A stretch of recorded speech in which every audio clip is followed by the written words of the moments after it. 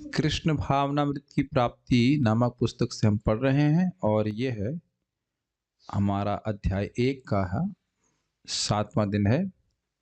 यहाँ पे प्रसंग चल रहा था कि मानव जीवन का उपयोग व्यक्ति को ये जानने के किंतु हमें जानना चाहिए कि संसार में दुख तो है ही और यदि इसके निवारण का कोई उपाय है तो हमें इसका लाभ उठाना चाहिए।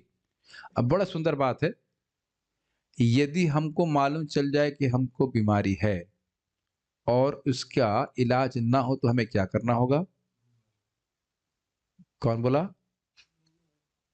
ढूँढना होगा और ना मिले तब? Very nice, simple.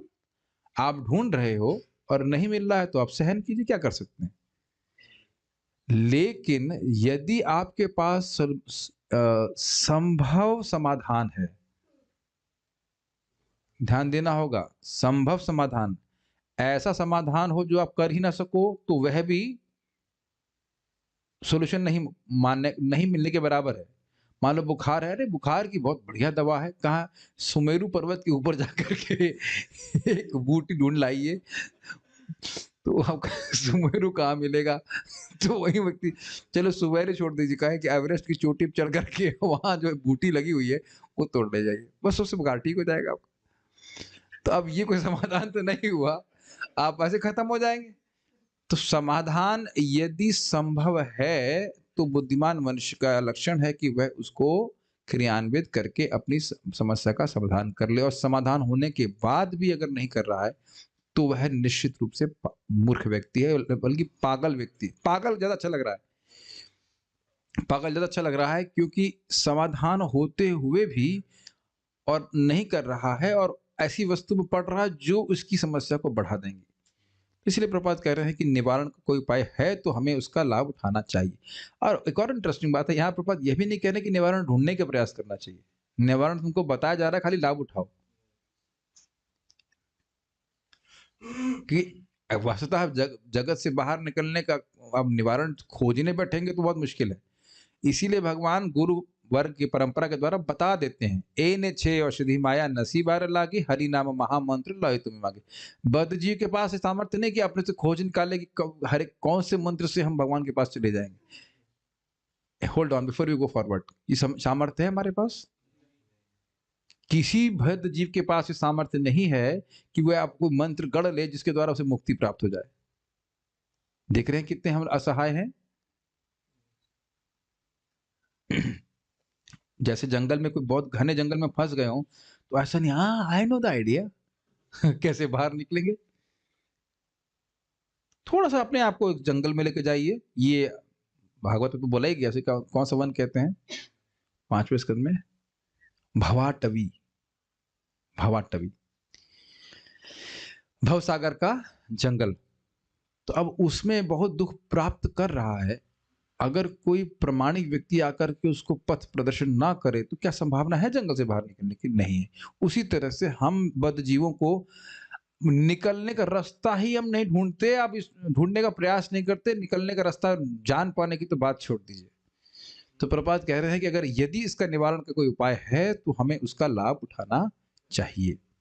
ये इंग्लिश में कहते हैं यू ऑट टू समझते हैं इंग्लिश में यूजेज, और संस्कृत में कहते हैं अर्हति। ये आवश्यक, ये योग्य है, हमारे लिए आवश्यक है कि हम इसको करें। ये मानव जीवन की विशेषता है। महर्षि ऋषभदेव, बल्कि भगवान ऋषभदेव भगवान विष्णु के अवतार थे, उन्होंने अपने पुत्रों को इसी प्रकार उपदेश दिया था।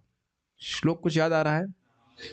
नायम देहो देह भाजाम त्रिलोके कष्टान कामान अर्हते अर्हते योग्य अर्हते विड भुजाम ये तपो दिव्यम पुत्र का ये न सत्वम शुद्धे तस्मात् ब्रह्म सौख्यम त्वनंतम। मेरे प्रिय पुत्रों, इस मानव जीवन में तुमने ये सुंदर शरीर प्राप्त किए हैं। अब सुंदर सुंदर शरीर प्राप्त करने का अर्थ केवल यही नहीं है कि बस सुंदर दिख रहे हैं। बुद्धि ठीक है, अगर मान लीजिए कोई सुंदर दिख रहा है और बुद्धि खराब हो तो बड़ा खराब लगता है। आपने देखा है कभी कोई सुंदर लड़की हो और वो पागल हो कोई आकर्षण नहीं महसूस होगा आपको। ये समझ में आ जाता है कि बुद्धि किसकी खराब है। आपने देखा होगा मेंटली थोड़ा डिस्टर्ब है व्यक्ति तो सुंदर दिखे, लेकिन मान लो बलिष्ठ भी है, दिमाग खराब है तो सुंदर नहीं लगता। सुंदर शरीर प्राप्त किया मतलब सुंदर मन भी है, तुम्हारी मति धर्म में है। अब तुम्हें जानना चाहिए कि इनका लक्ष्य शूकर कुकर के शरीरों की भांति इंद्रिय तृप्ति के निमित्त नहीं है, अपितु आत्म साक्षात्कार के लिए है। तो सुंदर फोटो यहाँ पे लगाई गई है। एक भी सुअर इसमें, इस छोटी सी फोटो में एक भी सुअर कमजोर नहीं दिख रहा है। कमजोर नहीं दिख रहा है। जूम करने की क्षमता नहीं हमारे पास, वो रिकॉर्डिंग डिस्टर्ब हो जाएगी। यहाँ कर सब लोग की आंखें तेज हैं, समझ में आ रहा है। What is this? हमारा ये मीटिंग कैसे बंद हो जाती है, हम समझ नहीं आता। नेट नहीं गया? आपका भी नेट चला गया?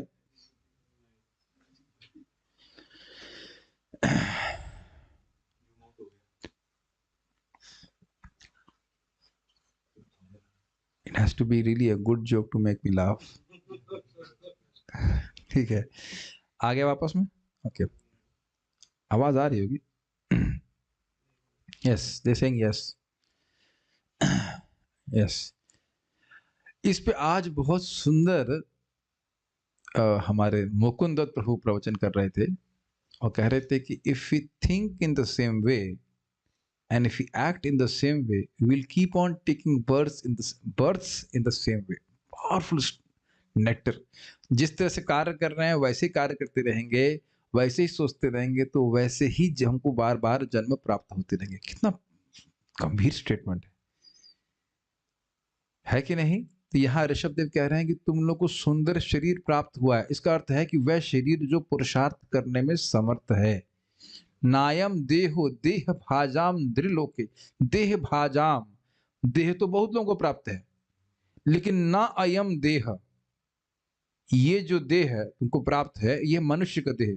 अयम का मतलब समझिएगा, क्या मतलब ये ना अयम देहो देह भाजाम द्रिलोके। इस मनुष्य लोक में बहुत सारे लोग जीव हैं, सूअर आदि सबको देह प्राप्त है। उनमें ये सामर्थ्य नहीं है कि वे अपनी समस्या का मूलभूत समस्या जो जन्म मृत्यु जराव्याधि की समस्या, उसका समाधान करने में समर्थ हो। बहुत अच्छा श्लोक है, बहुत अच्छा श्लोक है। मन कर आज शाम को यही पढ़ाया जाए, लेकिन बहुत अच्छा श्लोक है। नायम देहो देह भाजाम निर्लोके कोई कष्टान कामान अर्हते विड भुजाम। ये जिन काम को, यानी काम इच्छाओं को विड भुज, मल, विड मतलब मल और भुज मतलब खाने वाला, विड भुज यानी मल खाने वाले सूअर को भी प्राप्त है। जो भोग सूअरों को भी प्राप्त है और केवल कष्ट के ही कारण हैं, उनको भोगने के लिए अयम देह नहीं है, ये देह नहीं है, मनुष्य देह नहीं है। तो क्या करें इससे फिर? तपो दिव्यम, यहां नहीं दिखा पा रहा हूं, मेरे पास से, मैं एक मिनट रुकिए, मैं श्लोक दिखाऊंगा तो और अच्छे से समझ में आएगा। आप अभी श्लोक दिखाइए। यह है श्रीमद् भागवतम का 5वें स्कंद का 5वां अध्याय का पहला श्लोक। प्रसिद्ध श्लोक है और प्रभुपाद इसको कई बार कोट किए हैं, तो यहाँ भी मैं दिखाना चाहूंगा इसको। Yes, I can, all the devotees can see that. ये श्लोक वस्तुतः भक्त को जो उन्होंने तैयार किया था, ये डाल देते तो अच्छा लगता, लेकिन इनकी गलती नहीं है, क्योंकि उनको पता नहीं था ये श्लोक कौन सा है। अभी आप लोग देख पा रहे होंगे, सारा श्लोक दिखाई पड़ रहा है। मेरे पीछे बोलिए। ऋषभ उवाचा नायम देहो देह भाजाम नृलोके, नाहं देहो देहा भाजाम नृलोके, कष्टान कामान अर्हते विडभुजाम ये, कष्टान कामान अर्हते विडभुजाम ये, तपो दिव्यम पुत्र कायेन सत्वम, तपो दिव्यम पुत्र कायेन सत्वम, शुद्धेत यस्मात् है ना, शुद्धेत यस्मात् ब्रह्म सौख्यम त्वनंतम, शुद्धेत यस्मात् ब्रह्म सौख्यम त्वनंतम। नायम देहो देह भाजाम नृलोके, नायम देहो देहा भाजाम नृलोके, कष्टान कामान अर्हते विडभुजाम ये, कष्टान कामार्हते विडभुजाम ये, तपो दिव्यम पुत्र कायेन सत्वम, तपो दिव्यम पुत्र कायेन सत्वम, शुद्धेत यस्मात् ब्रह्म सौख्यम त्वनंतम, शुद्धेत यस्मात् ब्रह्म सौख्यम त्वनंतम। नायम देहो देह भाजाम नृलोके, कष्टान कामान हरते विडभुजाम ये। नायं देहो देहाभाजां नृलोके कष्टं कामार्हते विड्भुजां ये। तपो दिव्यम पुत्र का ये न सत्वम शुद्धेद यस्माद् ब्रह्म सौख्यम त्वनंतम। तपो दिव्यं पुत्रकायेन सत्वं शुद्धेत यस्मात् ब्रह्म सौख्यं तु अनंतम। ऋषभ उवाचार्थी भगवान ऋषभदेव ने कहा न अयम देह, बड़ा स्पष्ट समझ में आ रहा है, अयम देह न, ये देह का अर्थ किससे बात कर रहे हैं? अपने बेटों से बात कर रहे हैं। तो वह तो मनुष्य योनि में है, कहते ये देह। अब यह देह समझ लेना हो कि भगवान जब विभिन्न योनियों की रचना कर रहे थे तो मनुष्य देह को रच करके भगवान बड़े प्रसन्न हुए। तो ये यहाँ अर्थ समझ रहे होंगे, ना अयम देह का मतलब यह तुमको विशेष उपहार भगवान की तरफ से मिला, ये अर्थ है अयम।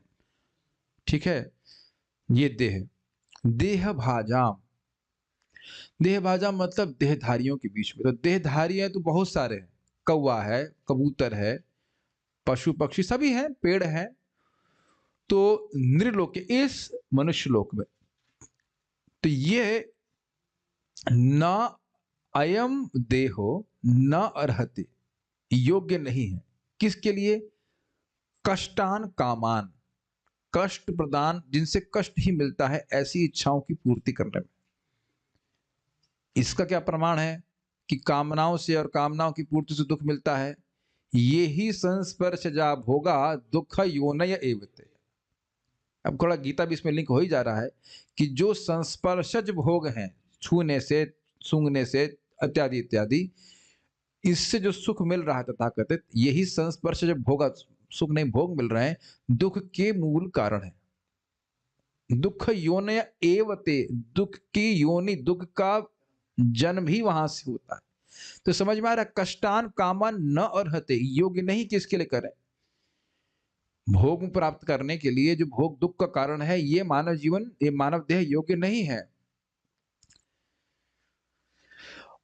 अब हृदय में वैराग उत्पन्न करने के लिए कह रहे हैं कि ये विडभुजान, जो मल खाने वाला सुअर है उसको भी ये प्राप्त है, उसको ये सब प्राप्त करने के लिए उतना प्रयास नहीं करना पड़ता जितना मनुष्य जीवन में लोग मेहनत कर रहे हैं। और इसीलिए भगवान विडभुज बोल रहे हैं। विडभुज क्यों? पहली बात यह कि भुज मतलब मल खाने वाले योनि व्यक्ति कितनी निम्न चेतना में वो जीव होगा, है तो जीव ही लेकिन कितनी निम्न चेतना में होगा। और क्या मतलब प्रमाण है कि वह संतुष्ट है उस योनि में क्योंकि वो मोटा ताजा रहता है, उसे कोई बुरा नहीं लग रहा है कि मुझको मल खाने के लिए यहाँ पे रखा गया है, एकदम घृणित है। तो ये शरीर, मतलब जो व्यक्ति केवल भोगों में पड़ा हुआ या भोगों में पड़ा हुआ है, वह मल खाने वाले सुअर की तरह है। आप कहेंगे इतनी खराब, इतना कठोर, खरा स्पर्श शब्द, ऐसा शब्द जिसका स्पर्श बड़ा कठोर है, आप क्यों बोल रहे हैं? क्योंकि जितना सुख आहार निद्रा भय मैथुन आदि में एक सुअर को होता है, उसी प्रकार उससे अधिक इंसान को नहीं होता है।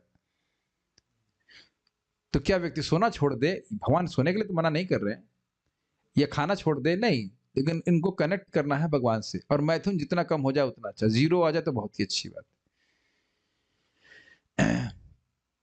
तपो दिव्यम, तो भगवान ने पूछा भाई करें क्या?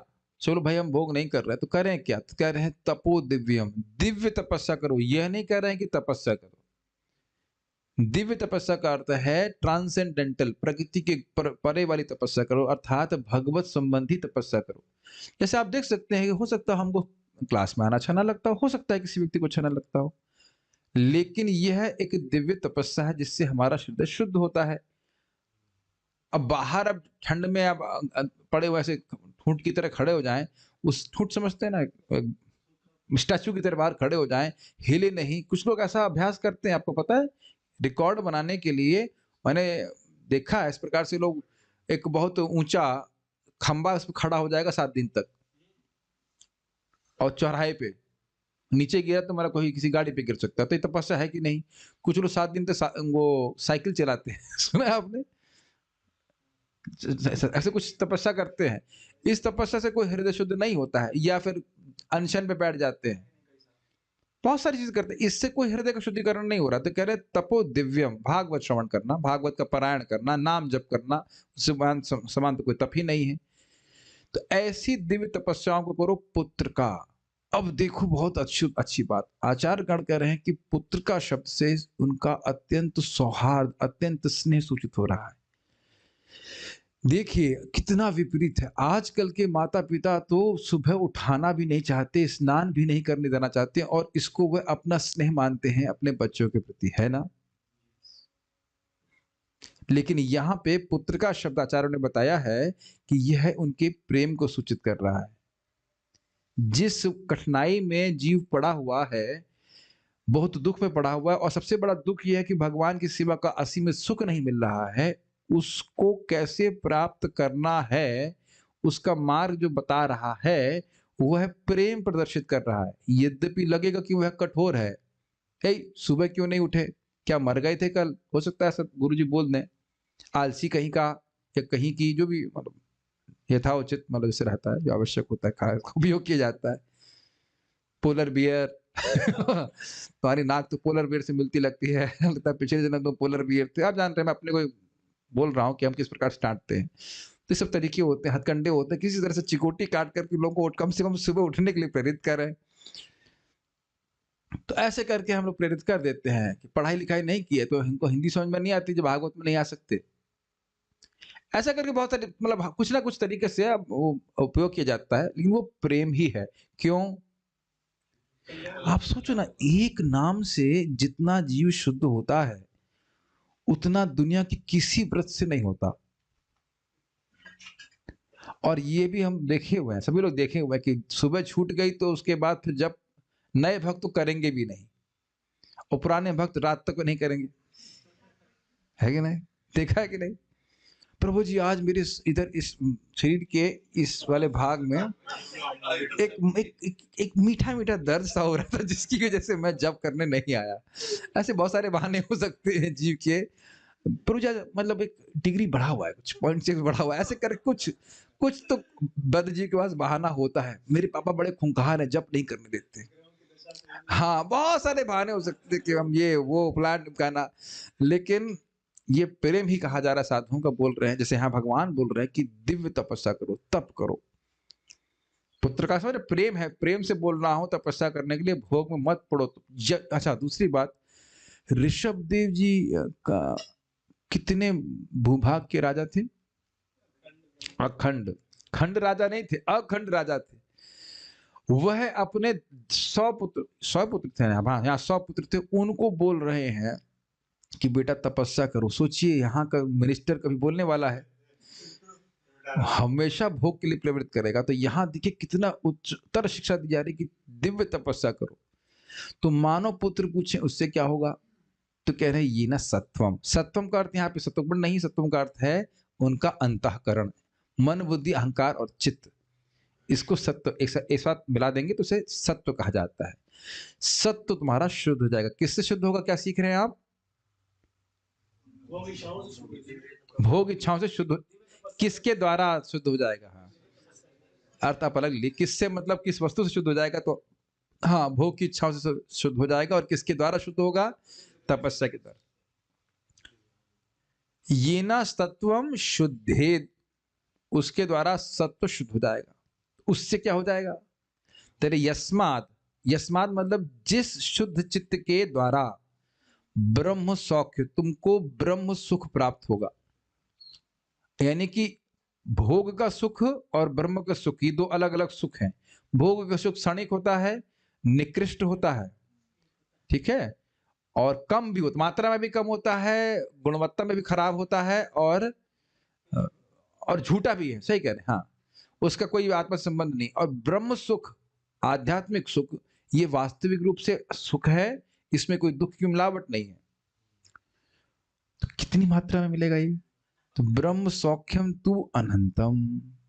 तो मैं कई बार इस पे कहा करता हूं कि भाई अगर आप एक बनिए हैं तो थोड़ा सा आप कॉस्ट टू वैल्यू रेशियो निकालिए, ऊपर रखिए कॉस्ट और नीचे रखिए वैल्यू। तो यहाँ पे कॉस्ट टू वैल्यू अगर कहें, कॉस्ट टू वैल्यू, न्यूमरेटर में कॉस्ट, डिनोमिनेटर में वैल्यू, तो कितना रेशियो आएगा? यहाँ पे कॉस्ट क्या है? तपस्या। और वैल्यू क्या है? इनफाइनाइट सुख। तो कॉस्ट टू वैल्यू कितना है? न्यूमरेटर में क्या कॉस्ट रखी हुई है? इसी हिसाब से पूछिए। न्यूमरेटर में यहाँ पे क्या है? तपस्या। 1 जन्म की तपस्या, 2 जन्म की तपस्या, लेट से 10,000 जन्मों की तपस्या, ठीक, ऊपर रख दीजिए। और नीचे रख दीजिए आप अनंत सुख। तो आप बताइए कि रिजल्ट क्या निकला? 10 to 0। कहां तक मैथ्स पढ़े हैं? 10 to 0 नहीं, 0। 10 क्या होता है? 0 होता एग्जैक्टली। कहां कोई नया मैथ्स पढ़ा रहे हैं क्या? किसी भी वस्तु को, एक फाइनाइट वस्तु को अगर इनफाइनाइट से आप डिवाइड करते हो तो 10 to 0 नहीं होता, वो 0 होता है। ये कोई नया थ्योरम आप पढ़ा रहे हैं? होता नहीं। हम लोग जब पढ़े थे तो ऐसे ही होता है। ML अग्रवाल। ठीक है, समझ में आया? यानी कि फ्री में आपको सुख मिल रहा है। आप यहाँ सोच सकते हो कि हमको बहुत तपस्या करनी पड़ रही है, रोज मंगल आरती लिपना पड़ रहा है, ये वो इत्यादि इत्यादि, लेकिन कुछ तपस्या नहीं है। और ये भी बात समझ में आना पड़ेगा कि अनंत सुख के भी, अनंत सुख तो जो मिलेगा प्रेम के स्तर पे मिलेगा, उससे पहले सुख नहीं मिलेगा क्या? और भोग का जो सुख है वो सुख है नहीं, वो केवल दुख की प्राप्ति कराने वाले हैं। तो ये बात यहाँ पे समझाई जा रही, जिसको यहाँ पर प्रभुपाद जी ने समझाया है, इसलिए मैंने श्लोक आप लोग सामने रखा। समझ में आई क्या होगा? चलिए, मेरी इच्छा पूर्ण हो गई, क्लास देना था तो इस पे हो ही गई क्लास। लेकिन एक बात और अच्छी यहाँ पे है जो हम भूल के बोलना, कि तप का मतलब है कि वो आपको अच्छा नहीं लगेगा। उदाहरण पहले भी दिया गया, मेरे पास कोई प्रॉप नहीं है, लेकिन हाँ, जैसे मान लीजिए ये मेरा माउस है, ठीक है ना? ये माउस को दिख रहा है आपको? हाँ, mouse can be seen as a dumbbell. It is not a dumbbell, ये डम्बल नहीं है। लेकिन मान लो ये वजन वाला होता और डम्बल होता, तो हर बार जब मैं इसे अपने पास ऐसे लेके जा रहा हूँ तो मैं कुछ रेजिस्टेंस महसूस कर रहा हूँ, लेकिन उस रेजिस्टेंस को सहते हुए जब हम उसके पास लेके आते हैं तो हमारी मसल्स बिल्डअप होती है। हम बॉडी बिल्डिंग कोर्स नहीं करा रहे हैं, आपको समझा रहे हैं इस बात को। तो हर बार आप जब भगवान के लिए कोई कार्य कर रहे हो, हो सकता है प्रारंभ में अच्छा ना लगे, लेकिन आपकी आध्यात्मिक शक्ति बढ़ रही है, तेज बढ़ रहा है। Does that make sense? हर मान लीजिए आज आपने चुनाव किया कि, मान के लीजिए आप लोग चुनाव किए कि हम प्रसाद खाएंगे और हम बाहर की वस्तु नहीं खाएंगे, तो ये हुआ कि नहीं? तो अच्छा भी लगता है, लेकिन एक बात है, तो ये बात समझिए कि जैसे जैसे हम लोग तपस्या कर रहे हैं वैसे वैसे हमारा सत्व शुद्ध होता जा रहा है, तो हम किधर क्यों जा रहे हैं? असीमित सुख की तरफ। तो इस पर तो बहुत लोग विश्वास नहीं करेंगे, इसलिए श्लोक दिखा के बोला गया है। और जो नहीं देख पा रहे हैं, 5:5:1 भागवत 5वां स्कंद 5वां अध्याय पहला श्लोक, इसको कृपया आप लोग जो है पढ़िएगा अपने एंड पे, बहुत अच्छा श्लोक है। आपको समझ रहे होंगे कि भगवान का कितना आग्रह है कि तुमको ये मानव शरीर मिला है, भोग में मत लगाओ उसको, उससे तुम अनंत सुख प्राप्त कर सकते हो। आपने सुना है ऐसे कई बार यहाँ पे हल्ला होता है, अरे इतना बड़ा मौका मिल रहा है, इतना बड़ा सेल चल रही, जाओ जाओ जाओ ले आओ ले आओ, ऐसा करके नहीं हल्ला करते, उस आग्रह के संग बोल रहे अरे ये बहुत मुश्किल से मिला मानव शरीर। और आप जान रहे हैं कि भक्ति में तपस्या कोई बहुत रेडिकल नहीं होती है, जो है वैसे ही बने रहें। अर्थात 16 माला नियमित रूप से जप करना, भागवत सुनना, प्रसाद ग्रहण करना, डोंट चेंज एनीथिंग। प्रभुपाद तो बड़ा स्पष्ट बोले, देयर इज एनफ तपस्या, डोंट क्रिएट योर ओन। आपको पानी पी करके नहीं रहना है पूरा महीना, या जो भी कुछ कार्यक्रम, कुछ ऐसा करना नहीं करना है। कृष्ण भावना का हम अभ्यास करें, दूसरों को मदद करें कृष्ण भावना भावित होने के लिए, यही हमारी दिव्य तपस्या है। और देखेंगे तो अच्छा लगता है, इज इट नॉट? निश्चित ही ऋषभ देव का कहने का मतलब यह है कि इंद्रिय तृप्ति का जीवन शुकरों जैसे मलभक्षी प्राणियों के लिए और चूंकि और चूंकि हाँ, काफी क्लियर कर दिया प्रभुपाद जी ने, है कि नहीं? तो यानी कि देखिए, आप सब लोग को पता नहीं, हम तो अपने चित्त में देखते हैं कि दोनों प्रकार के मानसिकता होती हैं। कभी कभी अकस्मात भोग की प्रवृत्ति मन प्रस्तुत कर देता है, और कभी मन बड़ा प्रसन्न रहता है भगवान की भक्ति करके, वो तो होता चलता रहता है उसमें। तो जब भी इस प्रकार की प्रवृत्तियां निकले तो अब उनको समझ लेना चाहिए कि ये निम्न है, निकृष्ट हैं, और उनमें क्या शब्द हम लोग बोले थे महाराज, कौन सा शब्द, कौन सी बुद्धि? महत्व बुद्धि ना रख करके वहीं इसको डिस्कार्ड कर देना चाहिए। तो बहुत सी वस्तुएं आप ट्रेन में आते जाते देखते हैं, उनको महत्व नहीं देते, अपना ध्यान नहीं दीजिए, अपना जो मुख्य प्रयोजन काम है भगवान की भक्ति करना, उधर ध्यान देते चले जाइए।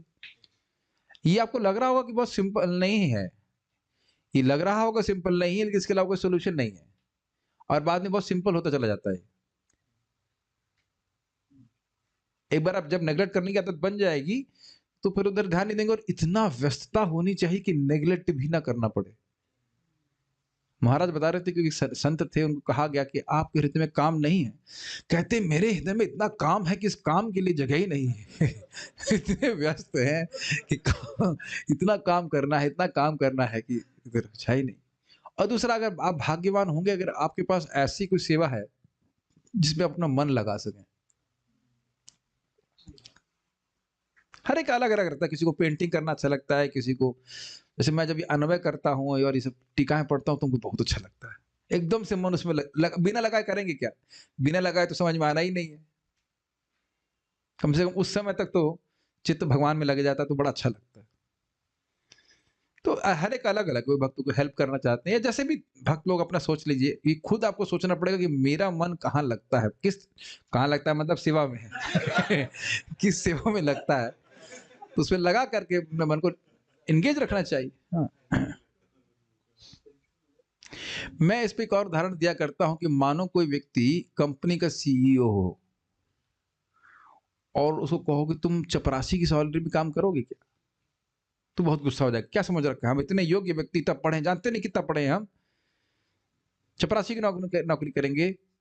तो उसी अर्थ में समझ रहे हैं कि जो भोग निम्न व्यक्ति जोनियों को प्राप्त हैं और बहुत सुलभता से प्राप्त हैं, तो तुम मानव होकर इस प्रकार के भोगों में पड़ोगे नहीं। भाई, तुम्हारा तो योग्यता यह है कि चित्त को शुद्ध करके अनंत सुख भोगो। और चूंकि हम लोग उच्चतर जीवन स्तर पर हैं, हमें निम्नतर जीवन स्तर के प्राणियों का अनुकरण करने का प्रयास नहीं करना चाहिए। अनुकरण मतलब समझ रहे हैं, देखो कितने अच्छे से रह रहे हैं, और इसका आप समझ गए होंगे अर्थ। प्रभुपाद जी के शब्द हैं, कहते हैं देखो भगवान को ये भूले हैं तो पुनर्मूषिक भवा, वापस जानवरों की तरह निर्वस्त्र घूमने का मैं बहुत अपने, क्या कहेंगे उसको, गर्व का अनुभव कर रहे हैं। जानवर की तरफ जा रहे हैं, बिल्कुल कोई नियम पालन नहीं करना चाहते। प्रभात विदेश की बात कर रहे थे, तो ये इसीलिए प्रभात के अनुकरण करने की जरूरत नहीं है। आप भक्ति के प्रथम अध्याय को पढ़ ही चुके हैं, प्रभात क्या बता रहे हैं।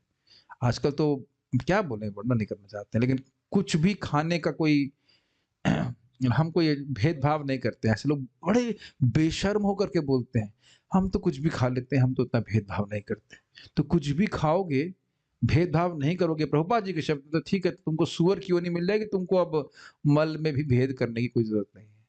जैसा मल मिलता है वैसे हम खा लेते हैं, ये स्थिति रहेगी।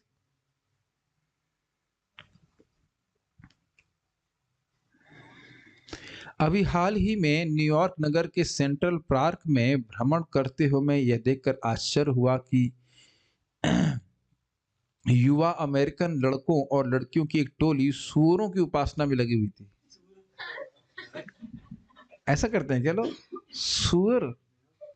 ये तो मैंने आप लोग पढ़ चुके हैं इस पुस्तक को, आपको आश्चर्य नहीं हो रहा है? सूअर की उपासना। जब हम हरे कृष्ण का कीर्तन कर रहे थे, तब वे युवा जन सुअर की रट लगा रहे थे। वो वाकई लोग पूजा करते हैं, लेकिन ये तो लग रहा है किसी को सुअर को मार के ले जा रहे हैं ना।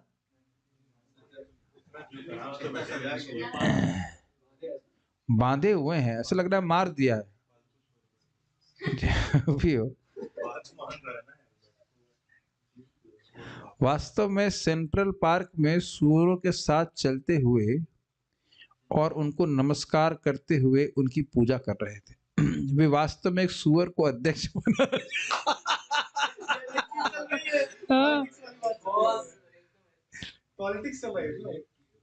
पता नहीं क्या कहना चाह रहे हैं। ये वाकई सूअर को बोल रहे हैं या ये किसी व्यक्ति को बोल रहे हैं जो सूअर जैसा जी रहा होगा? हाँ, सूअर को बोल रहे हैं, नेता को बोल रहे हैं। अब आप, हम तो वहां पे थे नहीं, प्रभात क्या बोल रहे, लेट्स सी, पूरा पढ़ लेते हैं। वे वास्तव में एक सूअर को अध्यक्ष बनाना चाहते थे और उन सूअरों से अपने नेतृत्व की अपेक्षा रखते थे। मैं समझ रहा हूं कि सूअर की बात नहीं कर रहे हैं। यह स्थिति यहां तक पहुंच गई कि सीटल के एक बी इन एक होटल में एक निर्देशन हुआ जिसमें लड़के लड़कियां निर्वस्त्र होकर कीचड़ में धंसे और सूअरों के साथ खेलने लगे।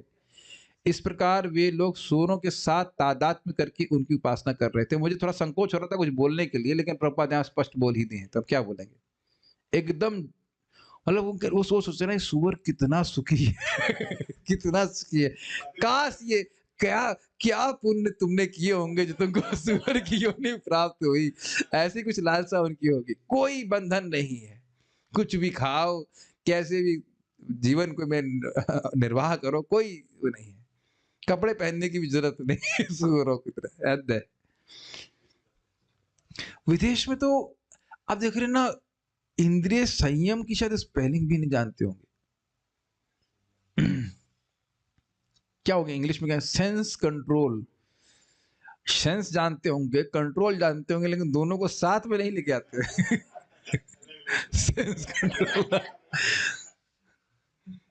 Control your environment to satisfy your senses है कि नहीं, ये चल रहा है। इससे पहले हम आगे जाए, क्या आप लोग देख पा रहे हैं इस बात को। इंद्रिय संयम की कोई इक्वेशन ही नहीं बिठा के रखी है विदेश में, और भारतीय लोग वहां जाकर के बहुत महान बन जाएंगे। इस पे थोड़ा मैं बात बोलना चाह रहा था। परम पूज्य राधानाथ महाराज बता रहे थे, कह रहे थे कि एक होता है कि जो नए कौवे होते हैं वो अधिक काव काव करते हैं, समझते हैं, एक कहावत होती है। तो कह रहे हैं ये अमेरिकन लोग वहां पे जो है, महाराष्ट्र अमेरिका से जाके सब कुछ देखे हुए हैं, कह रहे हैं कि वह तो जितना भोग सो करते हैं तो करते हैं कि वो समझ रहे हैं कि भोग में उतना कोई सुख नहीं है, जो भी करते हो। लेकिन ये भारतीय कौवे जाते हैं वहां पे तो वो और अधिक भोगों में लिप्त हो जाते हैं। अब भाई ये हम तो सुने हैं, हम तो ऑब्वियसली देखे नहीं है ना देखना चाहेंगे कि जीव की भोग इच्छा तो है ही, और ऐसा वातावरण जहां पूरा उसको खुली छूट दी जाए। ऐसा मैं सही बोल रहा हूँ कि मैं पता नहीं बहुत अभी नहीं, ऑब्वियसली पहले गए होंगे दर्शन करने के लिए कसीनो में दर्शन करने गए, या फिर नहीं तीर्थी कुर्वन्ति तीर्थानि उसको पवित्र तो वो पवित्र करने गए थे पाकिस्तान को। सच सम्यक दर्शनापमान, उसके दर्शन से जीव पवित्र हो जाता, सचले गए हो। लेकिन यहाँ कितनी गंदी बात, कितना खराब बात है कि सूअरों के संग तादात्म्य कर रहे हैं। जैसा वो जी रहे हैं कीचड़ में, वैसे हम भी जिए। यह सब अच्छा ये कब हो रहा है? प्रभुपाद जी जब इस बुक को लिख रहे हैं, दैट मींस 65 70 अराउंड 70 के अराउंड, सोचिए। तो अब और कितनी गंदी स्थिति हो गई। वहां तो बड़ा स्पष्ट है कि मतलब वैसे सुना है, वैसे महीने साल भर के लिए शादी करते हैं, अगर करते हैं तो कॉन्ट्रैक्ट भी लगा कर ईयरली रिन्यूएबल कॉन्ट्रैक्ट। यह सब उस देश में हो रहा है जहां के युवा जनों के पास सुंदर शरीर हैं, जहां प्रचुर धन है, और जहां अन्य राष्ट्रों के युवा जनों की तुलना में उनको अधिक सुविधाएं प्राप्त हैं। इन सब सुविधाओं को प्राप्त करने का फल यह हुआ है कि ये लोग सूअरों की पूजा करने लगे हैं। इस प्रकार की शुकर पूजा की पूर्व कल्पना बहुत पहले ही कर ली गई थी। बाप रे बाप, क्या प्रपात बोल रहे हैं, क्या कनेक्शन प्रपात जी कर रहे हैं कि ऋषभ देव सतयुग में ही बोल दिए कि ना अयम देहो देह भाजाम निर्लोके कष्टान कामान अर्हते विड भुजाम। ये जो भोग सूअरों को प्राप्त है उनसे तादात्म्य करके तुमको अपना मनुष्य जीवन नहीं जीना है, ये प्रभुपाद बता रहे हैं। मैं भी इस पुस्तक को बहुत पहले, कई साल हो गए होंगे पढ़े हुए, ऐसे ध्यान से तो मैं कभी नहीं पढ़ा। क्या अद्भुत बात है, या अमेजिंग तात्पर्य प्रभुपाद जी का है। और श्रीमद् भागवत में इसका उल्लेख भी है, जिसकी रचना कम से कम 5000 वर्ष पूर्व हुई। ये ध्यान दीजिएगा कि भागवत की रचना 5000 वर्ष पर हुई है, लेकिन ऋषभदेव 5000 वर्ष पूर्व नहीं आए हैं। तो एक बड़ा स्पष्ट बात है कि उस समय भी जब ऋषभदेव पृथ्वी पे थे तब भी कुछ ऐसे महानुभाव होंगे जो भोग में प्रवृत्त होंगे। और ये स्वाभाविक सी बात है कि उनके पुत्र तो बिल्कुल वैसे नहीं थे। वो खुद ही बोल रहे हैं कि तुम मेरे हृदय से उत्पन्न हुए हो, तुम लोग बहुत अच्छे हो। खुद भगवान बोल रहे हैं, उनके मुख भी बोल रहे हैं, तुम अपने बड़े भाई भरत का अनुगमन करो। तो स्वाभाविक सी बात है कि उनके पुत्रों को शिक्षा की आवश्यकता नहीं थी, ये शिक्षा की आवश्यकता तो हम लोगों को है। कितना अद्भुत बात है। तात्पर्य यह है कि जीवन में एक सुंदर स्थिति का उपयोग एक सुंदर लक्ष्य के लिए होना चाहिए, न कि निकृष्ट कोटि की उपासनाओं के लिए। बहुत सुंदर बात है। We can not glorify Srila Prabhupada enough for such a beautiful purport. देखिए वो क्या कह रहे हैं कि अमेरिका में इतनी सुख सुविधा प्राप्त है। यहाँ तो हम तो ये भी सुने हैं कि वहां पे अगर नौकरी नहीं करता है तो उसे भी कुछ भत्ता देते हैं, नौकरी ना करने का मुआवजा, ऐसा कहा जाए तो। पता नहीं कितना देते हैं, लेकिन मेरे ख्याल से निर्वाह जरूर हो जाता है ना उसका। कितना, $400 पता नहीं है, कुछ मिलता है। जो लोग मेहनत करते हैं उनसे टैक्स लेकर उन लोगों को देते हैं जो मेहनत नहीं करते। ये सिस्टम है वहां पे, बता रहे थे आशुतोष प्रभु बता रहे थे। तो मान लो खाने पीने की व्यवस्था हो गई है, तब तो भजन करो। लेकिन आप देख रहे होंगे ड्रग्स वग्स भी तो कौन सी सस्ती आती हैं, मुझे नहीं पता, लेकिन कुछ तो प्राइस होता है होगा, अच्छा खासी महंगी आती होंगी, बहुत बड़ा रैकेट है उसका, बहुत बड़ा होता है। तो नहीं तो अरबों का बिजनेस ऐसे चल रहा है कि आप ₹2 किलो तो नहीं मिलता होगा, ₹20 किलो आलू की तरह तो नहीं मिलता होगा। तो स्वाभाविक है कि इस प्रकार से चीजें मिल रही हैं जो उनके शरीर को ध्वस्त कर देख रहे, सुसाइडल पॉलिसी, आत्म सिद्धांत पे चल रहा है ये लोग। बहुत अच्छी बात बोल रहे हैं, कह रहे सारी सुविधा प्राप्त है और उसके बाद सारी सुविधाओं का उपयोग किस लिए कर रहे हैं? भोग के लिए। और वो कैसे भोग? जो सुअरों को प्राप्त है। तुमको कपड़ा ही त्यागना था तो तुम्हारे इतने बड़े परिवार में पैदा होने का मतलब क्या हुआ? तुम भिखारी का पैदा हो जाती। अरे आप भारत में नहीं देख रहे हैं कि कपड़े फाड़ फाड़ करके लोग पहनना शुरू करते रहे? ये क्या बेवकूफी नहीं है? तो इन सभी चीजों के पीछे अगर आप देखें, क्योंकि उच्चतर लक्ष्य है नहीं, इसलिए मन स्थिर नहीं हो पा रहा है। एक इंद्रिय तृप्ति से दूसरी इंद्रिय तृप्ति, तीसरी इंद्रिय तृप्ति, इत्यादि इत्यादि, और मन कहीं स्थिर नहीं हो पा रहा। और प्रभुपाद यहाँ पे क्या कह रहे हैं? पॉइंट ये है कि अगर हमको बुद्धिमान शरीर, बुद्धि मिली हुई है, हम सभी लोग अभी तो ठीक ही हैं बुद्धि से, शरीर मिला है, अच्छा सामर्थ्य है भजन करने का, तो और अच्छी स्थिति प्राप्त करने के लिए प्रयास करना चाहिए। कम से कम स्वर्ग जाने का प्रयास करो। आजकल की तो स्वर्ग की धारणा ही नहीं है। कम से कम सबसे अच्छा तो वैकुंठ जाने के लिए प्रयास करें। और मैं फिर बात को बोलूंगा जो महाराज बोल रहे थे कि कहीं ना कहीं तो हम जा रहे हैं। सब दिख रहा है आपको? ये ब्रिलियंट स्टेटमेंट है महाराज का। महाराज इज सो रियलाइज्ड, अमेजिंग। हम भजन करें या ना करें, कहीं ना कहीं तो मृत्यु के बाद जरूर जा रहे हैं। और स्वाभाविक रूप से जगत की अगर आप देखेंगे तो वो नीचे बहाने की तरफ है, निम्न योनि की तरफ जाएंगे। सतोगुण के लिए व्यक्ति को प्रयास करना पड़ता है, और रजगुण तमोगुण के से तो कोई वो आवृत तो हो ही जाता है, नीचे जाएगा ही। जब हमें जाना ही है तो क्यों ना धारा वैकुंठ की तरफ बढ़ाई जाए। पहुंच गए तो हमेशा के लिए सॉल्व हो जाएगी समस्या। और हम बारंबार कह रहे हैं इस बात को, बारंबार कहता रहूंगा कि देखिए भक्ति साधन काल में भी सुखमय है, और वह सुख क्रमशः अधिक बढ़ता जाता है। हम लोग हर दिन हर बार कुछ नई बातें नहीं कहते हैं, लेकिन आप देखेंगे वही बात फिर कुछ हमारे हृदय को प्रकाशित करती हुई अच्छी लगती है। बहुत सारी बातें नई भी कहते हैं, नई नई बातें भी कहते हैं, लेकिन बहुत सारी बातें वही होती है, लेकिन हमारे फिर वो मन को प्रेरणा देने वाली हो जाती है कि नहीं? और सबसे सुंदर स्थिति और सुंदर लक्ष्य भगवान का धाम है। तो क्या और से भी और कोई उदाहरण है जिन्होंने किया है? तो प्रभुपाद बता रहे हैं, वैदिक इतिहासों से हमें पता चलता है कि भारत में अनेक श्रेष्ठ सम्राट और राजर्षि हुए हैं। महाराज ध्रुव, महाराज अम्बरीश और महाराज युधिष्ठिर सभी महान राजा थे, बड़े वैभवशाली थे, किंतु साथ ही महान ऋषि भी थे। राजर्षि कहा जाता था, मतलब वो राज्य किस लिए कर रहे हैं? भगवान क्या मैं क्या कहेंगे, रिप्रेजेंटेटिव, प्रतिनिधि हूं, और मेरा कर्तव्य है समाज को, मेरी प्रजा को भगवान की ओर उन्मुख करना, जब तक मुझे राज्य करना। Is that very clear? वह राज्य से आसक्त नहीं थे, जैसे कि आपने युधिष्ठिर महाराज के केस में देख लिया। और जब उनका समय आता था, भाई नया उत्तराधिकारी आ गया, उनका बेटा तैयार हो गया, जो देख लिया कि हाँ ये तैयार हो गया, ये वैसे ही राज्य करेगा जैसे मैंने राज्य किया है। बहुत बड़ा दायित्व है। ये बात आप समझिए। एक राजा के लिए बहुत बड़ा दायित्व नहीं कि जैसे उसने अच्छी प्रकार से राज्य किया, वैसे ही उसका युवराज भी राज्य करे। क्या आप देखने में समर्थ हैं? It's very difficult. कभी भी व्यक्ति, कोई भी व्यक्ति बदल सकता है कि नहीं? अंग राजा बहुत अच्छी और वेड़ एकदम गड़बड़ निकल गया। और ये भी गलती थी कि वो देख रहे थे शुरुआत से गड़बड़ है। वो खैर वो कुछ कर भी नहीं, उसका राजा बनाए नहीं थे, वो छोड़ के चले गए थे।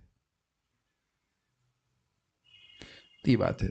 इस प्रकार उन्होंने उन लोगों के लिए उदाहरण प्रस्तुत किया था जिन्हें आर्थिक विकास की सारी सुविधाओं और सुखमय जीवन के साथ साथ सुंदर मानव शरीर प्राप्त करने का सुअवसर मिला। ये लाइन समझ में आई? थे वो राजा, सारी आर्थिक सुविधा प्राप्त है, लेकिन अपना जीवन कृष्ण भावना भावित करते हुए बिताया। इस संबंध में महाराज बहुत अच्छी उक्ति बता रहे थे 8वें स्कंद में। आप गजेंद्र मोक्ष के जो पहले वाला चैप्टर है, पहला चैप्टर बता रहे थे कि मनु महाराज में स्वयं भुव नाम मनु के बारे में बता रहे थे, शत्रुपा। अब इनसे अधिक शक्तिशाली मानव कौन होगा बताइए? और वहां महाराज बता रहे हैं, उसमें लिखा हुआ है कि एक पूरा मनवंतर भगवान के श्रवण कीर्तन ने बता दिया। अब आप सोचिए उन पर कितना बड़ा दायित्व होगा, मनु महाराज पे कितना बड़ा दायित्व होगा, वह तो हम कल्पना भी नहीं कर सकते। और वह भी प्रमुख रूप से, मुख्य रूप से अपने जीवन में भगवान के श्रवण कीर्तन को ही रखें। हम लोग कन्विंस नहीं हो पाते इस बात से, लेकिन यही मुख्य कार्य है जो भक्त को करना है। भगवान के बारे में चर्चा करेगा जितना और नाम जप करेगा, उससे सबसे अधिक शुद्धिकरण होगा। और यही मानव जीवन का लक्ष्य। अभी आप देख लें, लक्ष्य मतलब क्लियर क्लियर डेफिनेशन। ये ना शुद्धेत तस्मात्, ये ना सत्वम शुद्धेत, हमें अपने सत्व को शुद्ध करना। ये भूल नहीं जाना है कि इस्कॉन में भी हम सत्व शुद्धि के लिए हैं। मतलब भक्तों के समाज में आए, हमारा हृदय शुद्ध हो जाए। We may forget this point. अगर भक्त माल चल रहा है कोट एंड कोट, या और कोई बात चल रही है, व्यर्थ बात चल रही है, तो उससे हमारा हृदय शुद्ध नहीं होता, अपितु गंदा होता है। तो आप बड़ा क्लियर देख रहे हैं, श्लोक बड़ा क्लियर है कि ऐसी तपस्या करो जिससे तुम्हारा हृदय शुद्ध हो जाए। तो नाम जप कीजिए, भागवत डिस्कशन होने चाहिए, जितना हो सके मिनिमाइज किया जाए व्यवहार को। व्यवहार में कहाँ अपराध हो रहा है ये भी हम समझ नहीं पाते, कहाँ निंदा चल रही है भी हम नहीं देख पाते, या व्यर्थ की बात हो रही है ये भी हम नहीं देख पाते। ये भोजन प्रभु समझाते हैं कि हमें तो ये भी पता नहीं चलता कि हमारी भक्ति के लिए नुकसानदायक क्या है, देखने की सामर्थ्य नहीं होता। लगता नहीं है प्रजल्प है, लेकिन ना, it may tend towards that. ठीक है, मैं बारंबार इस बात को कहा करता हूँ, ये किताब लग करके सामने चर्चा करना आसान नहीं होता है। ऐसे आप घंटों बातें कर लीजिए, और देखेंगे जब हम बातें करते हैं तो क्या होता है, मन में जो विचार आता है वो बोलना शुरू कर देते हैं। देखा है आपने, भक्तों के साथ ही तो बात करते हैं, भक्तों से कोई बात नहीं करते। ये जो मैं बातें बोल रहा हूँ, ये तो मैं देख रहा हूँ। क्या आप लोग भी इस प्रकार से देख रहे हैं कि हम लोग सब साथ में आते हैं और हम कुछ भी बोलना शुरू कर देते हैं, which has no connection with Krishna? तो विचार करना चाहिए। वो हर बात जो हम भगवान से असंबंधित बोल रहे हैं, उसका कुछ प्रभाव हमारे सत्य पे हो रहा है, चित्त पे हो रहा है। तो ये बात आप समझ पा रहे हैं। युधिष्ठिर महाराज ने, आप लोग भागवत में तुम सुन ही चुके हैं कि क्या शब्द है, कृष्ण पादानु सेवया, कृष्ण के चरणों की निरंतर सेवा के द्वारा उनके हृदय में कोई भाव भोग वासना नहीं थी। यद्यपि उनका राज्य कैसा था, उसके वैभव की इच्छा देवता कर रहे थे। सोचिए कितना वैभव होगा, कितना ऐश्वर्य होगा, हम लोग सोच नहीं सकते। एग्जैक्टली बात तो ये है। और फिर भी उनकी कोई स्प्रिया नहीं थी। तो कुछ देख रहे हैं कि किस प्रकार से आदर्श स्थापित किया। ध्रुव महाराज, भूल गए इस बात को बोलना। ध्रुव महाराज, देखिए राजा पे देखिए, ध्रुव महाराज को 36,000 साल राज्य करने के लिए कहा गया। कब? जब उनकी कुछ भी इच्छा नहीं थी, कोई भोग प्राप्त करने की इच्छा नहीं थी, फिर भी किए as a matter of duty. Ambarish Maharaj तो पूरे विश्व के राजा थे और उसको स्वप्न मानते थे। बताइए, पूरे राज्य को, सुंदर पत्नी, बच्चे, सबको वो स्वप्न मान रहे हैं, कुछ महत्व ही नहीं दे रहे हैं। शरीर छूटने का समय आ गया, कृत्या आ गई। छूटने का समय तो नहीं आता, कृत्या उन्हें उत्पन्न कर, ठीक है, मरने के लिए भगवान ने भेज दिया है हमको, भगवान की व्यवस्था है, अगर मारना होगा मार देंगे, नहीं मारना होगा तो नहीं मार। एकदम इंडिफरेंट, केवल भक्ति करते थे राजा होकर के। और युधिष्ठिर महाराज के बारे में तब जानते हैं, महान भक्त हैं, किस प्रकार से भगवान के प्रति समर्पित थे। कितना सुंदर बात बोल रहे। और देखिए ऋषभ देव जी भी अपने बच्चों को बोल रहे हैं, तो ऋषभ देव के पास भी कितना वैभव है, पूरे विश्व का वैभव है। फिर भी बच्चों को बोल रहे हैं, तो इसका अर्थ समझ रहे हैं? ये आप देखिएगा, हमारे ही भक्तों की बात कर रहे हैं, जिन भक्तों के पास धन बहुत होता है ना, वह भी नहीं अपने भक्तों को अपने बच्चों को तपस्या करने देते। क्यों तपस्या करेगा हमारा लड़का? अरे ज़्यादा तपस्या नहीं तो कम से कम सुबह उठने के बारे में तो बोलो। मतलब मैं कोई व्यक्ति विशेष के लिए नहीं बोल रहा हूँ, लेकिन जनरली हो जाता है कि हमारा लड़का तपस्या क्यों करेगा? जप क्यों करेगा? या ऐसे कुछ क्यों करेगा? ऑल्दो ऐसा नहीं कि सारे भक्त ऐसा सोचते हैं, लेकिन ये भावना आ जाती है कि धन का स्वभाव ही है, सिग्नल देगी आपको, सिग्नल देगा, तुम तपस्या क्यों करोगे? तुम्हारा ध्यान तो मैं रखूँगा। धन आते ही व्यक्ति के हृदय में तपस्या की भावना चली जाती है। लेकिन आप क्या देख रहे हैं? यहाँ क्या देख रहे हैं आप? आप आगे जाके भागवत में 15 अध्याय में देखेंगे प्रथम स्कंद की, किस प्रकार से सारा राज्य छोड़ कर के तपस्या करने में चले गए, और जब राज्य में थे तब भी भोग बुद्धि नहीं थी, भगवान की सेवा में ही लगे रहते। इस सुअवसर का उपयोग इससे भी बेहतर करने के लिए होना चाहिए, और यह तपस्या के अभ्यास द्वारा क्रियान्वित हो सकता है। इस समय हम इन भौतिक शरीरों में स्थित हैं, क्या आज पूरा कर दे? वो इतना कोई आज इतने सारे लोग कैसे आ गए? अच्छा छुट्टी है तो फिर हम पूरा कर देना। इस समय हम इन, ठीक है, फिर हम 9 पेज हैं, पूरा कर खत्म करते हैं। इस समय, हाँ यह सुन लिया मैंने, इस समय हम इन भौतिक शरीरों में स्थित हैं। आपकी नौकरी है क्या? तो चले जाइए, कौन रोकता है? आप तो नौकरी यहाँ बैठे बैठे करते रहते हो, उसमें क्या छुट्टी है? और आपने रेस्ट तो कर ही लिया है सब। हाँ अच्छा, आप कर नहीं सकते आधे घंटे में, क्या करोगे? इस समय हम इन, मुझे कुछ सुनाई नहीं दे रहा, आप लैपटॉप ले आओ, कोई दिक्कत नहीं। हो गया, 9 पेज पढ़ के खत्म कर देंगे। इस समय हम इन भौतिक शरीरों में स्थित हैं, किंतु यदि हम कृष्ण भावना की प्रक्रिया अपना लें तो हमारी चेतना विशुद्ध हो जाएगी। तो बहुत इजी है। जन्म से अमेरिकी और यूरोपीय होकर भी जो तरुण अनुयायी स्वेच्छा से कृष्ण भावनामृत का अभ्यास कर रहे हैं, वे इस अभ्यास से अत्यंत प्रसन्न है। अभ्यास ही प्रसन्न करने वाला है। भक्ति करना ही सुखमय है, और भक्ति के जब फल आने लग जाएंगे फिर तो कहना ही क्या। महाराज बोल रहे थे इस बात को, बहुत दुखी लग रहे हैं लोग भक्ता कीर्तन करते हुए, खुश हैं बहुत, और यही लोग आश्चर्य कर देता है कि इतना खुश क्यों है ये लोग खाली हरे कृष्ण करके। अब वे अनुभव कर रहे हैं कि पवित्रीकृत जीवन से पशु जीवन और मानव जीवन का अंतर स्पष्ट होता है। ठीक है, देखने में व्यक्ति मानव लग रहा है, लेकिन वो पशु की तरह जी रहा है। उसको प्यूरिफाई करना है। यदि हम अपने जीवन को केवल कृष्ण भावनामृत के आधारभूत नियमों का पालन करते हुए पवित्र बनाएं, तो हम शनः शनः अपनी आध्यात्मिक स्थिति को प्राप्त करने के स्तर तक उठ जाएंगे, जो संपूर्णतः पवित्र है। ये थोड़ा समझ लीजिए प्रपात जी क्या कह रहे हैं। प्रपात जी बहुत सिंपल बात कर रहे हैं कि कुछ तपस्या आपको हमें अपने फर्टाइल उपजाऊ बुद्धि से निर्मित नहीं करनी है। 16 माला का जप, 4 नियमों का पालन, मंगल आरती करना, जो भी सुबह का मॉर्निंग प्रणाम, कृष्ण कथा, भगवान का प्रसाद, यही करना है, कुछ नया नहीं करना। कभी कभी लोग उसी में सोचते रहते हैं, भाई इससे से शुद्ध हो जाएंगे क्या? अरे इससे जितना शुद्ध होगे उतना अन्य किसी तपस्या से शुद्ध नहीं हो सकते। और करके देख लीजिएगा, आपने बहुत लोग करते हुए देख लिया होगा, वो शुद्ध नहीं हुए। जन्म कोटि अहंसामपि, ये इतना तो याद कर लीजिए, जन्म कोटि अहंसामपि, 4 शब्द याद रख लीजिए बस। एक जन्म, बोलिए, कोटि अहंसाम अपि, करोड़ों जन्म के पापों को भी, करोड़ों जन्म के पापों को भी एक ही नाम ध्वस्त कर देता है। बेहतर बोल लेते हैं, हरे कृष्णा कृष्णा कृष्णा हरे हरे, हरे राम राम राम हरे हरे। और कोई तपस्या करने की आवश्यकता नितांत रूप से नहीं।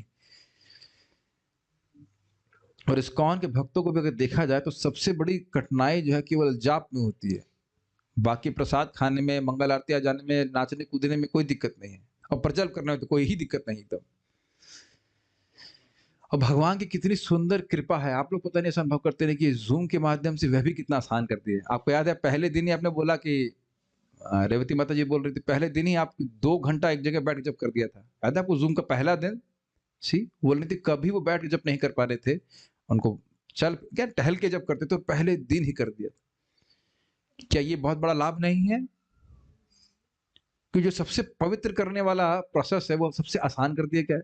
अब तो आप लोग देखते होंगे कि मन करता है कि हम जब माला का पकड़े सुबह, है कि नहीं? ये मैं ही बोल रहा हूँ या एक मिनट भाई, हमारे zoom devotees can you nod your heads, say yes, yes, yes, yes, all of say yes, yes. So मुझे प्रोत्साहन मिलता है। हाँ, ये बहुत बड़ी बात है। नहीं तो जैसे ही माला पकड़ता था व्यक्ति 5:30, 5:30, पौने 6 हो गया, 6, सवा 6, साढ़े 6 से लग रहा था एकदम उबल जाएगा, उसमें अंदर उबल रहा है। बहुत कठिनाई होती है। ठीक है, ये होता है। ये कितना बड़ा भाग्य है, ठीक है? तो इससे हम प्रभुपाद एक जगह कहते हैं कि जो व्यक्ति हरे कृष्ण मंत्र का जप कर रहा है, भागवत में ही कहते हैं तात्पर्य, वो एकदम हृदय के अंदर से सफाई हो जाएगी उसकी। He will be purified from the core of his heart, अंदर के सारे कोर आप क्लीन हो जाएंगे। सारी आर्टरियां खुल जाएंगी जिसमें अनर्थ भरे हुए हैं, ठीक है कि नहीं? तो क्या ये मूलभूत 4 नियम हैं? अवैध यौन संबंधों का परित्याग, अर्थात मतलब शादी के बाहर पत्नी के अलावा संग करना, या संतान उत्पत्ति के अलावा पत्नी से भी संग करना। मांसाहार का त्याग, अर्थात इसमें अंडा और लहसुन प्याज सब आ जाता है, सब नहीं करना। मादक द्रव्यों का त्याग, जैसे कि कॉफी और चाय भी, और उसमें शराब इत्यादि तो है। कोल्ड ड्रिंक तो शरीर के लिए ऐसे ही नुकसानदायक है। कोला मतलब टॉयलेट क्लीनर ऐसे कुछ बोला जाता है, वो तो मतलब मट्ठा वट्ठा है नहीं क्या, कोल्ड ड्रिंक की बात कर रहे हैं। देखिए वैसे बात आ रही तो बोल देता था, ठंडा पानी तो ऐसे भी कभी नहीं पीना चाहिए। ये पानी गर्म है कि नहीं, ठंडा हो गया। मैंने पिछली बार बरसाना की यात्रा में पी लिया था एक बार ठंडा पानी, कहा था कुछ नहीं हुआ, और बहुत कुछ हो गया। 3 दिन तक बुखार में पड़ा रहा मैं, क्योंकि गा रहा था जोर से, पूरा गला गर्म हो जाता है। उस टाइम आप बस ठंडा पानी पी लीजिए, हो जाएगा बैंड खराब, बैंड बच जाएगा। कभी ठंडा पानी नहीं पीना चाहिए। चलिए हम यहाँ आयुर्वेद बताने नहीं आए। ठीक है, महाराज बड़ा अच्छा बोलते हैं कि भाई कोई व्यक्ति शराब पीता हो और वो छोड़ दे, तो वो तो महाभागवत हो जाता है। परमहंस हो जाता है कि वो मट्ठा पी के संतुष्ट हो कर ले अपने आप को, तो बहुत बड़ी बात है। जो नहीं पीते उन्हें कुछ भी नहीं लगता, लेकिन जो पी रहा है बहुत आसक्ति होती है, छोड़ दिया तो वो परमहंस हो जाएगा। द्यूत यानी जुआ का त्याग। और समझ गए, महर्षि ऋषभदेव ने अपने पुत्रों से कहा था कि एक बार अपना सुना आप लोग, अब तेज हो गए हैं आप लोग। मैं कहा मैं स्पॉटलाइट करने वाला हूं। एक बार अपना जीवन शुद्ध बना लेने पर उन्हें असीम आनंद की प्राप्ति होगी। ये बात तो हम भूल ही गए थे कि भाई ऐसा नहीं है कि आपको जन्म जन्मांतर बार बार तपस्या करनी है, केवल एक बार करना है। बात प्लीज ध्यान से सुनिए, जैसे बोल रहा हूं। हम कितनी सारी समस्याओं को बहुत बड़ी समस्या मानते हैं, लेकिन वो समस्या फिर दूसरी समस्या का निर्माण कर देती है। लेकिन अगर एक बार हमने हृदय को शुद्ध कर लिया तो कोई समस्या नहीं रहेगी। हमें असीमित आनंद चाहिए, ये हमारी समस्या है। और जब तक असीमित आनंद नहीं मिलेगा, जीव सुखी नहीं हो सकता। बड़ा स्पष्ट है, एक बार हृदय को शुद्ध करना है, वन टाइम पेमेंट। हम सभी शांति और आनंद पाने की इच्छा करते हैं, किंतु इस भौतिक जगत में हमें जितनी भी शांति और आनंद दिखाई देते हैं वे सीमित हैं। और आपने क्या सुना था कि जीव भले ही इनफाइनाइटिसिमल, अत्यंत छोटा है, लेकिन उसकी आनंद की भूख कितनी है, असीमित। ये भी बड़ा अचिंत्य है। जब तक इस पेटू को, आत्मा को, भूखे भोकड़ को असीमित आनंद नहीं मिलेगा, तब तक एक अगर तृप्ति नहीं हुई, और लाओ आनियो, और आनंद चाहिए, और आनंद चाहिए। आप सभी इंक्लूडिंग माई सेल्फ इसी प्रकार के भुक्कड़ हैं।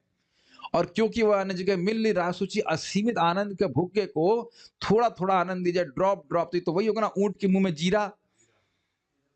कैसे ये सोचिए, ये कितनी गंभीर बात है। जो जीव असीमित आनंद पाकर ही सुखी होगा, उसको निकृष्ट और अत्यंत अल्प भोग मतलब सुख दिया जा रहा है, तथाकथित सुख दिया जा रहा है, उसे कितना दुख प्राप्त होगा बताइए। ये कितना बड़ा दुख जीव के लिए, और हम इसके लिए लोलुप हो जा रहे हैं। यदि हम केवल अपने जीवन को पवित्र बना लें और आध्यात्मिक जीवन प्राप्त कर लें, तो हमें असीम शांति और आनंद का अनुभव होगा। अब एक प्रश्न कोई दाग सकता है हमारे ऊपर कि क्या आपको ऐसा मिल गया? नहीं, बट कन्विक्शन हो गया, कन्विंस हो रहे हैं कि ना, भौतिक भोग से हम सुखी नहीं हो रहे, दिख रहा है। और हम लोग इस फेज में, थोड़ा समझिएगा, जो व्यक्ति एकदम इग्नोरेंस में, वो मस्त पड़ा हुआ है अपने में, तमोगुण में, रजाई और कंबल ओढ़ कर सोया हुआ है, और परमहंस भी आनंद में है, वो तो असीमित सुख का अनुभव कर रहे हैं। हम लोग कहीं बीच में टंगे हैं, है कि नहीं? ना पूरी तरह से एकदम तमोगुण में है, और ना परमहंस हैं। तो ये भागवत में बोला गया है, मैं समझ रहा हूँ मैत्रेय मुनि बोलते हैं या विदुर जी बोलते हैं, दोनों की कन्वर्सेशन में है, कोई व्यक्ति बोलता है तो अब आपको संघर्ष करना पड़ेगा, लेकिन आप जान रहे हैं कि संघर्ष करने से किधर जा रहे हैं आप? परमहंस अवस्था की तरफ जा रहे हैं। तो संघर्ष भी कम होता चला जाएगा। फिर से रिपीट करूंगा, अनर्थ निवृत्ति में ही संघर्ष है, उसके बाद कोई संघर्ष नहीं है, केवल चलना है, अपहिल फॉरवर्ड। अपहिल संघर्ष होता है, लेकिन जब फ्लैट आ जाता है, कई बार देखा होगा आप लोग, कभी वैष्णो देवी या कहीं पर जाएंगे तो फ्लैट बीच में आ जाता है, तब भी चलना होता है, लेकिन आपको कोई कठिनाई नहीं होती उसमें। ठीक है, आध्यात्मिक जगत शुष्क या कल्पना मात्र नहीं है, ये भी बड़ा अच्छी बात है। व्यक्ति पूछे थे, यहाँ इतना सब कार्य कर रहे हैं, आप लोग भक्ति कर रहे हैं, आध्यात्मिक जगत में जाएंगे तो बोर नहीं हो जाएंगे? अरे भाई बिल्कुल बोर नहीं होंगे, वहां तो असीमित आनंद ही है, और असीमित आनंद प्रदान करने वाली असीमित क्रियाएं हैं, कर्म हैं भक्ति के। और ऐसा भी नहीं है कि हाँ अरे तुम वैष्णव लोगों से ना ये पैसा इकट्ठा करने के लिए साधु लोग एक कथा सुनाते रहे तुमको, कुछ नहीं है वहां पे, ऐसा वो लोग बोल सकते हैं, लेकिन शास्त्र में वर्णन है, कथा गानम नाट्यम गमनपि वंशी प्रिय सखी चिदानंदम ज्योति तदा आस्वाद्यम अपि च। तो वहां पे कथा जो है वो गान की तरह है। आध्यात्मिक जगत शुष्क या कल्पना मात्र नहीं है, ऐसे करके, और कुछ बोलेंगे तो गा के ही बोलेंगे, इतने आनंद में है। वॉटएवर, हम तो खाली मजाक कर रहे हैं, हम तो नहीं गा सकते, लेकिन इस प्रकार से है। और देखिए गोपी गीत, गीत पे गीत, भगवत गीत, भगवान के गीत, उद्धव गीत भगवान गाए ही जा रहे हैं। आपने देखा होगा, कभी आप जैसे बड़े खुश हो तो हाँ करके खुश होता है, आदमी नाचता है, गाता रहता है, वो बोलता नहीं है। अब असीमित आनंद में तो क्यों नहीं गाएंगे आप बताइए? कुछ अनुभव कर रहे हैं, जब आदमी प्राय जब खुश होता है तो इस प्रकार से गाता है, जैसे आप देखेंगे 26 जनवरी में कौन खुश होता है तो पता नहीं, लेकिन गाते बहुत है वो, इत्यादि। तो गाने का बड़ा प्रभाव होता है, गाने मतलब आज खुश हैं, आज हम जोश है, इत्यादि इत्यादि। तो कह रहे हैं कि जैसे कि पहला ही कल्पना नहीं है, वैकुंठ, वैकुंठ वैसे ही सत्य है भाइयों जैसे कि सूर्य और चंद्र। अब तो हमारे आपको सारे फट्टे याद हो गए होंगे लेकिन ये मेरे शब्द नहीं, श्रील प्रभुपाद जी के शब्द है। वैकुंठ लोकों में आध्यात्मिक आनंद के एक अंश का अनुभव नृत्य के आनंद का अनुभव है। वहां भी तरुण युवक युवतियां हैं, वस्तुतः वहां वृद्धावस्था, रोग, मृत्यु और जन्म लेने की पीड़ा जैसी कोई वस्तु नहीं है। अरे वैकुंठ है, गोलोक की बात है, ज्यादा अंतर नहीं इसमें। तो ये स्थिति है। अभी आप देख सकते हैं कि यहाँ एक वैकुंठ का पार्षद अपनी पत्नी के क्या कह सकते हैं, कंधे पे हाथ रखा हुआ है, लेकिन काम वासना का कोई बात नहीं आती। वो सब, दोनों का मन देखिए, दोनों ही लोग भगवान विष्णु को देख रहे हैं, दोनों का मन भगवान में लगा हुआ है। यदि हम असीम आनंद, ज्ञान और सनातन जीवन के भागीदार होना चाहते हैं, जो सब आध्यात्मिक जगत में हमारी धरोहर रूप में है, वो धरोहर होना चाहिए, ध्यान, धरोहर रूप में है, तो हमें यह जीवन इंद्रिय तृप्ति के लिए कठिन परिश्रम करते हुए और सूरों की उपासना करते हुए नष्ट नहीं करना चाहिए। जानबूझकर स्टोरी पढ़ा गया है, कोई कंपटीशन नहीं है भगवान के पास वापस जाने में कोई भी नहीं। कुछ तो आ रहा होगा मन में, कुछ भी नहीं, केवल एक चीज है, हृदय को शुद्ध करना है। मैं इस जगत में हूं तो केवल इसलिए क्योंकि मैं चाहता हूं।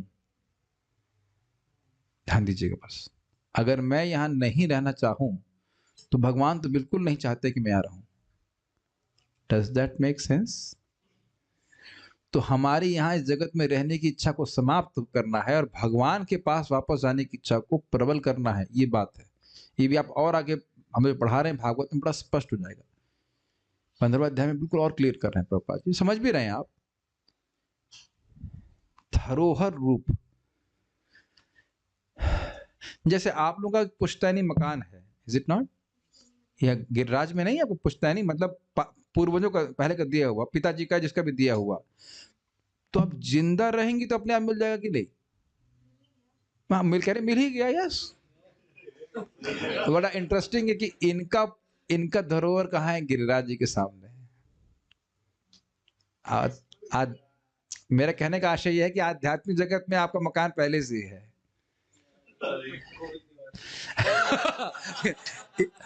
अच्छा, ये भी गलत नहीं है। गोविंद निवास जैसे भी, क्या नाम है आपका? अमोघ दृक प्रभु आए, तूने कोई परिश्रम पड़ा आपको स्थान प्राप्त करने के लिए? पहले से व्यवस्था बना के रखी हुई। क्या कंपटीशन है भाई वहां से? कोई भी कंपटीशन नहीं है। ये लोगों को बड़ा अजीब सा लगता है, कोई कंपटीशन नहीं है। ये भी चिंता है कि कोई कंपटीशन नहीं है। अरे उल्टा है, जितने लोगों को आप लेके जाएंगे, जितने लोगों को आप मदद करेंगे, आपका और इसको पहले लाओ। ऐसे करके हमें एक कितना सुंदर बात है, कब हम उसको जीना शुरू करेंगे? कठिन परिश्रम करते हुए इंद्रिय तृप्ति के लिए नहीं बताना है, तब तो भोग की वासना बढ़ती चली जाएगी, तब कहां भगवान के पास जाने की इच्छा होगी। और सूअरों की उपासना करेंगे, मतलब सूअरों का अनुकरण करने के लिए चक्कर में पड़े रहेंगे, तो भगवान के पार्षद बनने की योग्यता कैसे प्राप्त होगी? और जो 4 नियम बताए जा रहे हैं, हम लोग की इतनी बुरी स्थिति होगी, हमको ये पालन करना कठिन लग रहा है, जबकि इंसानों के लिए नॉर्मल था। ये नॉर्मल था नियमों का पालन करना वर्णाश्रम में। हमें एक ऐसी जीवन पद्धति को स्वीकार करना चाहिए जो कृष्ण भावनामृत के विकास के लिए अर्पित हो। Beautiful line. ऐसा लाइफस्टाइल चुनना चाहिए कि कृष्ण की विस्मृति ही नहीं हो, बारंबार और अधिक अधिक कृष्ण की स्मृति होती जाए, और तब हमें असीम सुख और असीम आनंद प्राप्त होगा। ये क्या अर्थ है? जिसमें कृष्ण भावनामृत का अनुशीलन है, तो आप बार बार रोज जो कर रहे हो, जाप कर रहे हो, भागवत पढ़ रहे हैं, मंगल आरती जा रहे हैं, जो भी कर रहे हैं, उससे क्या हो रहा है? उससे आपका हृदय शुद्ध होता जा रहा है। तो जैसे जैसे हृदय शुद्ध होता जाएगा, अब जैसे से भाई गंदा होने का चांस नहीं है और शुद्ध होते जा रहे हैं। जैसे आयुर्वेद का कुछ ट्रीटमेंट ले रहे हैं, तो उससे आपकी बॉडी का कचरा वो निकलता जा रहा है, और बीमार हो रहे हो, परहेज कर रहे हैं, तो आपका एक दिन आपका पूरा स्वास्थ्य लाभ हो जाएगा। यही प्रपात कर रहे हैं। लेकिन जीवन शैली ऐसी होनी चाहिए, सेट करना चाहिए जीवन ऐसा जिसमें भक्ति प्रमुख हो। मैं फिर बोल रहा हूं कि बहुत बड़ा पुराना रोग होता है, तो व्यक्ति आयुर्वेद के साथ जब चलता है, तो वो अपने जीवन शैली को सेट करता है कि मुझे इस टाइम दवा खानी, ये करना है, वो करना इत्यादि, और ये परहेज करना है, तभी वो ठीक हो पाता है। ठीक है, यही कृष्ण भावनामृत आंदोलन का सार तत्व है। बस इतनी बात मैं बोलना चाह रहा था कि इस टॉपिक का